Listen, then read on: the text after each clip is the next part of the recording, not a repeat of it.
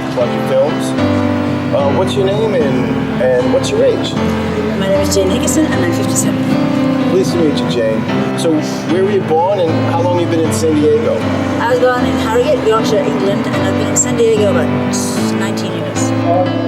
So, what's your current living situation? You're traveling, you're homeless here around downtown. Homeless here, downtown. How long have you been here downtown? Here about 9 years. How did this homeless situation happen to you? I lost my job. I got laid off.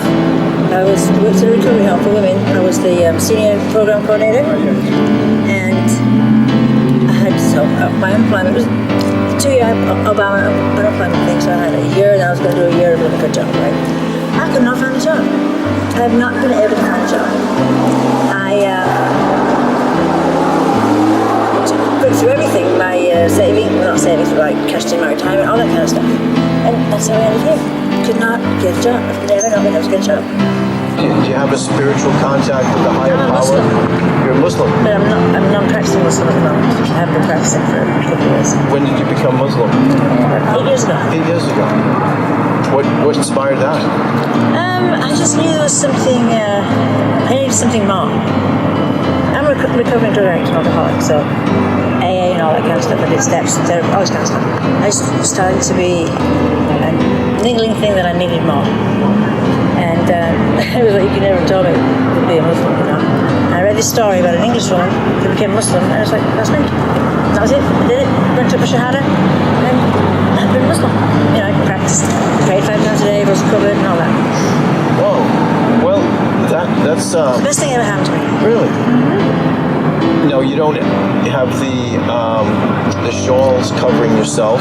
The hijab? Or the hijab, yeah. Not right now, no. I'm not practicing right now. I see. I had a little minor relapse with alcohol, drugs, and I just couldn't do it. I just felt terrible. Because it wasn't a part of the strict Muslim code of no drinking, no alcohol. No, well, yeah, alcohol is forbidden, but my head wasn't there anymore. It was different. It was just different. It's kind of hard to catch a buzz and still be spiritual. Yeah, still be, on the spiritual track. Yeah. How long had you been so clean and sober before you relapsed? 17 years. 17 years. Congratulations. That's awesome. How long? When did you relapse? About a year and a half ago. Year and a half. Yeah. Are you thinking about getting back to a meeting or getting a sponsor or? No. I don't want to. I mean, I know what to do. Yeah. I'm not really like occasionally partaking these days. It's not like that. But what does it do for you? What is the drinking? it's not really drinking. It's I'm not a drug person. I would say I'm not drugs. Like used to do cocaine and then a little crystal sometimes. Because it makes everything's okay. Yeah. Especially out here. It's okay. Everything's fine. You know? It helps you cope. Yeah. I have a chemical now, so I'm not taking my psych meds, so that's what fills in the gap. You mentioned psych meds. Do you have diagnosed with anything? Depression. Depression. Yeah. Like it has a name. It's not just constant low grade kind of depression. Dysthymia? That's it. That's the one. Yeah. Did you have a rough childhood? Yeah. Yeah. Yeah, I would say that, yeah. Yeah. Physical abuse, mental torment? Yeah. Very horrendous bastard for a father, as you might say. Alcoholic? I wouldn't say an alcoholic then, but it became his drinking. Yeah, my mother committed suicide. How old were you? 15, I found her. Oh, I'm sorry to hear that. Yeah. And alcoholism was rampant in my family anyway, both sides. So, you gotta be careful. My dad came to visit, and it just started all shit, and I was like, the hatred I felt for him. It's like, I told him what I thought about him, and, I've forgiven him now. Because the forgiveness is not for them, it's for me, for the person who's doing the forgiving. You don't need to ever talk to me again, but it's to set you free. Set you free. Yeah. I forgive my mum for killing herself too. Bandit Yeah. Huge abandonment issues.